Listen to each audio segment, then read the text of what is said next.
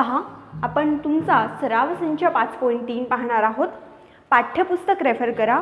तुमचं जे टेक्स्टबुक आहे त्याच्या पेज नंबर 121 वर तुम्हाला सराव संच 5.3 मिळेल. पहिला प्रश्न आहे, रेषांनी एक्स अक्षाच्या धन दिशेशी केलेले कोन दिले आहेत. यांवरून त्या रेषांचे चढ काढा. धन दिशेशी म्हणजे जेव्हा आपण एक्स आणि वाय अक्ष विचारात घेतो तेव्हा हा जो भाग असणार आहे इथे असणारे चढ आपल्याला काढायचे आहेत. इथे आपल्याला किमती दिल्या आहेत 45 अंश, 60 अंश आणि 90 अंश.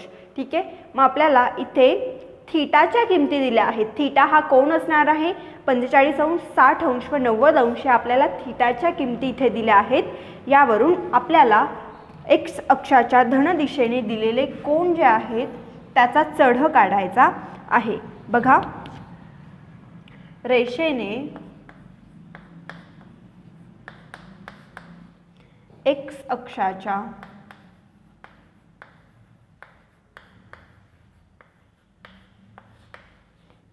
धन दिशेशी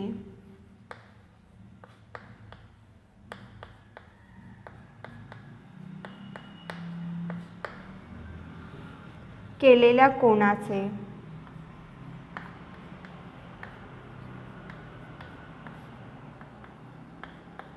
आपण काय बघतो तर टॅनचं जे गुणोत्तर असणार आहे ते बघतो. म्हणून आपण तेच इथे लिहिणार आहोत. टॅन गुणोत्तर म्हणजेच त्या रेषेचा चढ होय.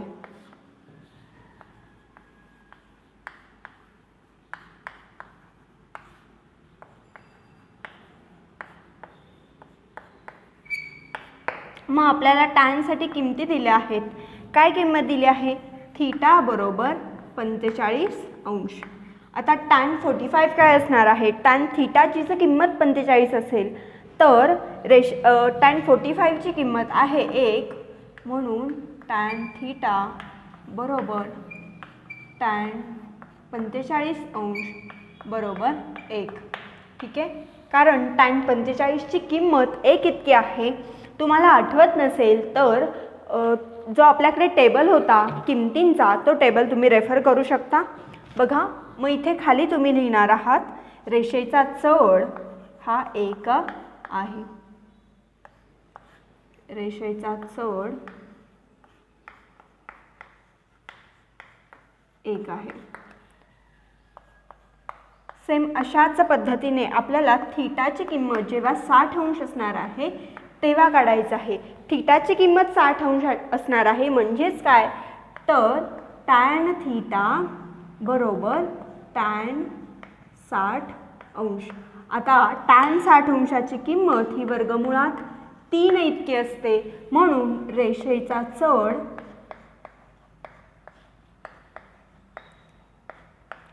वर्गमुळात 3 इतका असणार आहे. अतिशय सोपी उदाहरणे आहेत. फक्त तुम्हाला टॅनच्या ज्या किमती असणार आहेत, टॅनचं जे टेबल असणार आहे ते जर पाठ असेल तर तुम्हाला या प्रकारची उदाहरणे अतिशय इझिली सोडवता येतील. परीक्षेमध्ये 2 मार्क्ससाठी तुम्हाला हे प्रश्न विचारले जातात.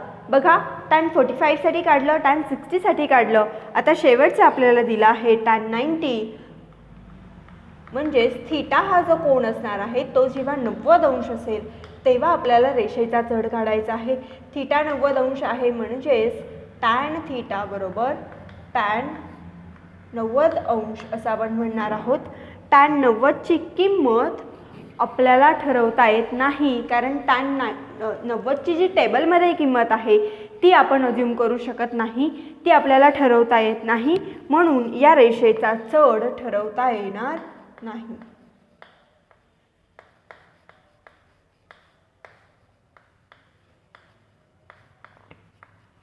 या रेषेचा चढ ठरवता येणार नाही. का ठरवता येणार नाही? कारण टॅन 90 ची किंमत आपण फाइंड करू शकत नाही.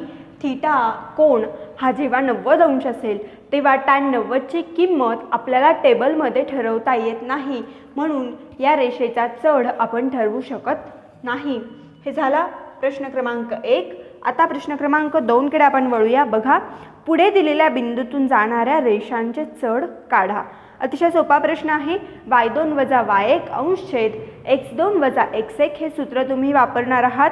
दोन बिंदू दिले आहेत, अर्थात त्या दोनही बिंदूचे निर्देशक तुम्हाला त्या बिंदूंसोबत दिले आहेत. फक्त सूत्रामध्ये आपण किमती घालणार आहोत. बघा, यामध्ये पहिलं उदाहरण आहे A 2 आणि 3 व B आहे 4 आणि 7. सूत्र तुम्हाला माहिती आहे. रेषेचा चढ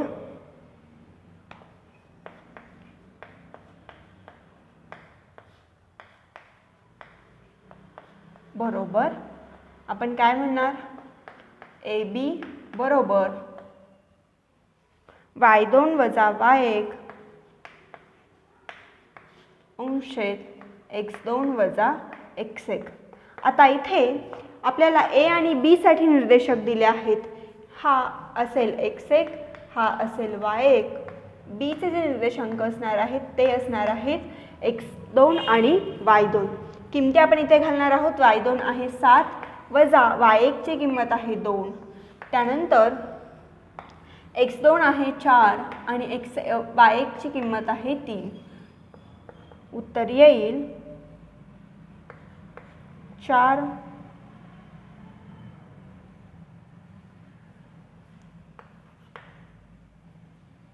वजा 2. 4 वजा 2 अर्थात याचा चढ असणार आहे 2. मग खाली तुम्ही लिहिणार आहात AB चा चढ आहे 2. पुढे बघा, दुसरा उपप्रश्न आहे. याच्या प्रश्नामध्ये इथे आपल्याला P आणि Q हे दोन बिंदू दिले आहेत.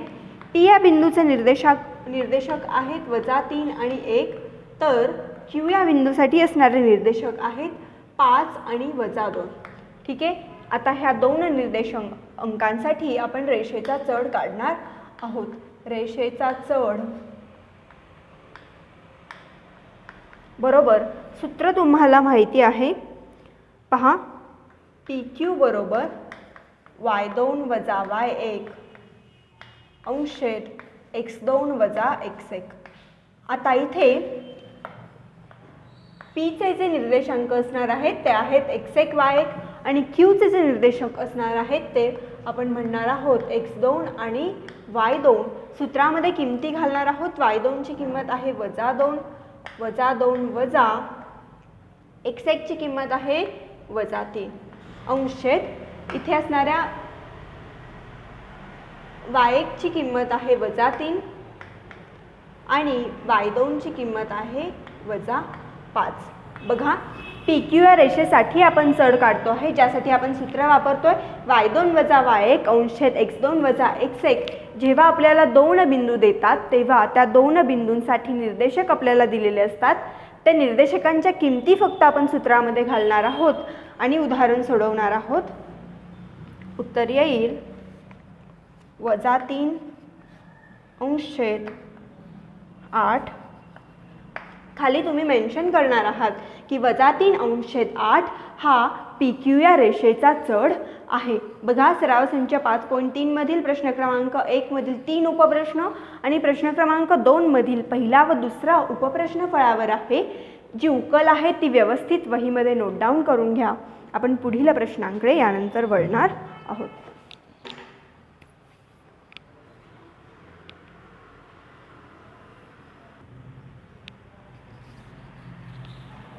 पहा, प्रश्न क्रमांक 3 आहे. सराव संच 5.3 मधील पुढील बिंदू एकरेषीय आहेत की नाहीत ते ठरवा.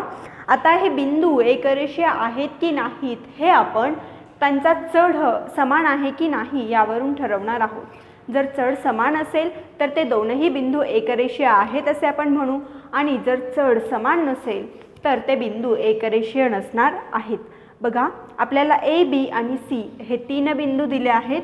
या तीनही बिंदूंसाठी आपल्याला निर्देशक बिंदू दिले आहेत, ते आपण लिहून घेऊया. A या बिंदूसाठी दिलेले निर्देशक बिंदू आहेत -1 आणि -1. B या बिंदूसाठी दिले आहेत 0 आणि 1 आणि सी या बिंदूसाठी दिले आहेत 1 आणि 3. या तीनही बिंदूंसाठी आपल्याला निर्देशक दिले आहेत. आपल्याला काय करायचं आहे तर यांचा चढ काढायचा आहे. मग चढ काढण्यासाठी जे सूत्र आहे तुम्हाला माहिती आहे, रेषा ए बीचा चढ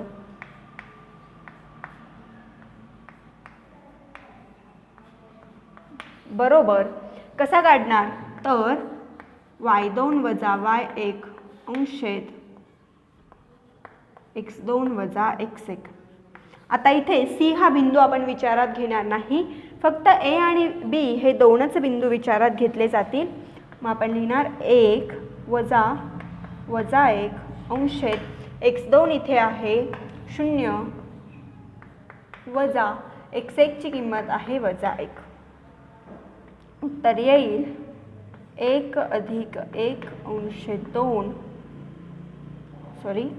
1 बरोबर 1. मग ए बीचा चढ किती आला तर ए बीचा चढ हा 2 इतका आला.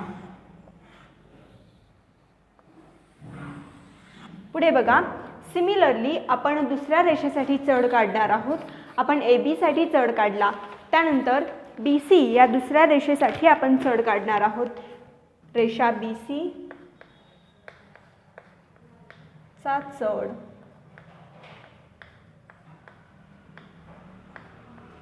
बरोबर y2 वजा y1 अंशेत x2 वजा x1. y2 ची किंमत इथे किती असणार आहे? इथे आपण ए हा बिंदू विचारात घेणार नाही, बी आणि सी हे दोनच बिंदू विचारात घेणार आहोत. इथे y2 असेल 3 आणि y1 असणार आहे 1. मग इथे लिहिणार आहोत आपण 3 वजा 1. x2 ची किंमत आहे 1 आणि x1 ची किंमत आहे 0, म्हणून 1 वजा 0. 3 मधून 1 गेल्यावर उरणार आहे 2 अंशेत 1. उत्तर येईल 2 अंशेत 1 म्हणजेच 2. बी सीचा चढ किती आला तर बी सीचा चढ देखील 2 आला. आता जर तुम्ही ऑब्झर्व केलं तर ए बीचा चढ देखील 2 आहे आणि बी सीचा चढ देखील 2 आहे, म्हणजे दोन्ही रेषांचा चढ हा समान आहे. मग रेषा A B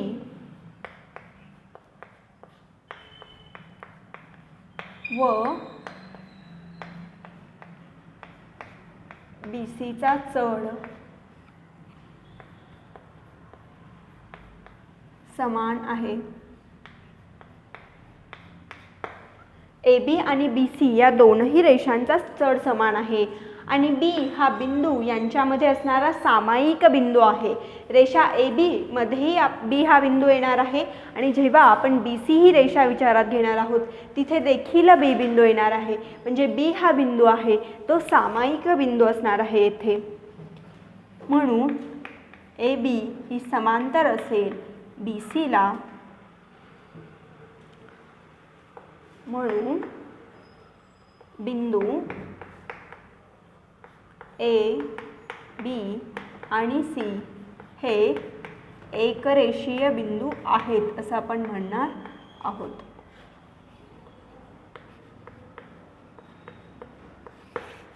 A B C हे तीनही बिंदू एकरेषीय आहेत. हे बिंदू एकरेषीय आहेत असं आपण म्हणतोय कारण ए बी रेषेचा जेवढा चढ आहे तेवढाच चढ बी सीचा आहे. बी हा बिंदू रेषा ए बी आणि ए सी मध्ये कॉमन आहे, म्हणजे तीनही बिंदू एका सरळ रेषेत असणार आहेत. म्हणून इथे तुम्ही लिहिणार आहात रेषा ए बी व बी सीचा चढ समान आहे, म्हणून ए बी समांतर असणार आहे बी सी आणि बिंदू ए बी सी हे एकरेषीय बिंदू आहेत. पुढे देखील सेम अशाच प्रकारचं उदाहरण तुम्हाला दिलं आहे. डी ई एफ हे बिंदू दिले आहेत. इथे देखील दोन्ही रेषांचा चढ हा समान येणार आहे आणि हे बिंदू देखील एकरेषीय असतील. या पुढील तिसरं उदाहरण आपण पाहणार आहोत. एल एम एन हे 3 बिंदू आपल्याला दिले आहेत. बघा, एल एमचा चढ आपण जर काढला तर रेषा एल एम बरोबर 3 वजा 5 अंशेत 3 वजा 2 बरोबर -2 अंशेत. उत्तर येईल 1. -2 अंशेत 1 म्हणजेच -2. आता दुसऱ्यासाठी काढूया. एम एन साठी आपण चढ काढणार आहोत. 1 आणि -3 आणि 5 आणि -3. बघा उत्तर येईल -2 अंश/3. आता जर दोन्हीकडे चढ आला आहे LM आणि MN हा दोनही रेषांचा चढ हा वेगवेगळा आहे. ठीक आहे, रेषा LM व रेषा MN चा चढ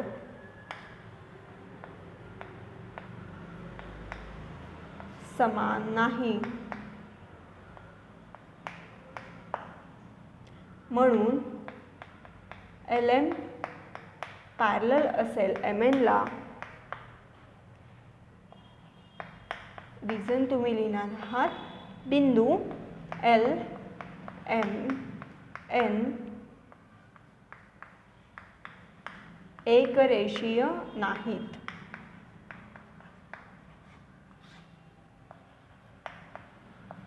अशा पद्धतीने रेषेचा चढ काढून तुम्ही बिंदू एकरेषीय आहेत की नाहीत हे डिसाईड करू शकता.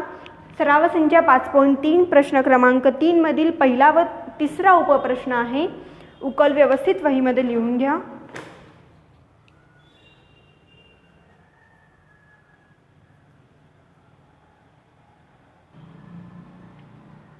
पहा, पुढील प्रश्न आहे प्रश्न क्रमांक 4.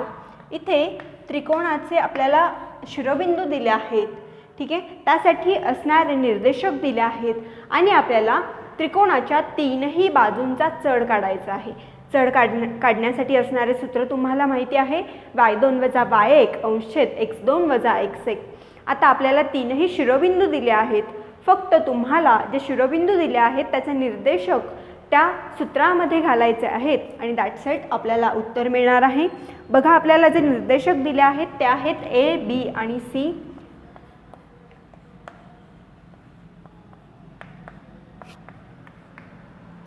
A या बिंदूसाठी असणारे निर्देशक आपण लिहिणार आहोत A आणि -1. B या बिंदूसाठी आहेत 0 आणि 4 आणि C या बिंदूसाठी दिले आहेत -5 आणि 3. हे त्रिकोणाचे शिरोबिंदू आहेत. ठीक आहे, A, B, C हे त्रिकोणाचे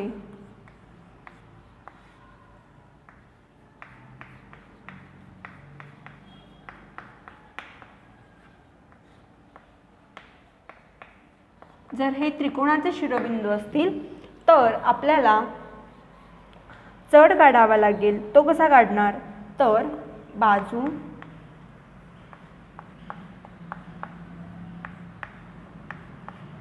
AB चा चढ बरोबर सूत्र लिहिणार आहात y2 - y1 अंश/x2 - x1. आता जेव्हा रेषा AB आपण विचारात घेतोय तेव्हा C हा शिरोबिंदू आपण विचारात घेणार नाही. इथे असणार आहे y2 4 वजा y1 ची किंमत आहे -1 आणि 0 वजा 1. वजा वजा अधिक होणार आहे आणि इथे उत्तर येईल 5 वजा 1 म्हणजेच -5. AB चा चढ किती आला, तर -5. आता आपण BC चा चढ काढणार आहोत. जेव्हा BC साठी चढ काढणार आहोत तेव्हा A हा शिरोबिंदू आपण विचारात घेणार नाही. B आणि C हे दोन शिरोबिंदू आपण विचारात घेणार आहोत. मग